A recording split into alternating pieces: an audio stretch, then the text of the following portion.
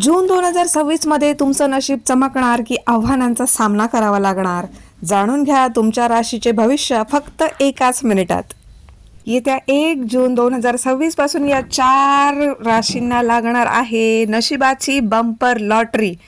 म्हणजेच या राशींना जून महिन्यात पैशाची अजिबात कमतरता भासणार नाही. नोकरीत प्रमोशन आणि व्यवसायात मोठा धनलाभ होईल. नशिबाची पूर्ण साथ मिळणार आहे. त्या 4 राशी आहेत मिथुन, सिंह, कन्या आणि धनु. मेहनत जास्त, फळ उत्तम मिळणाऱ्या राशी आहेत मेष, वृषभ, तुळ आणि कुंभ.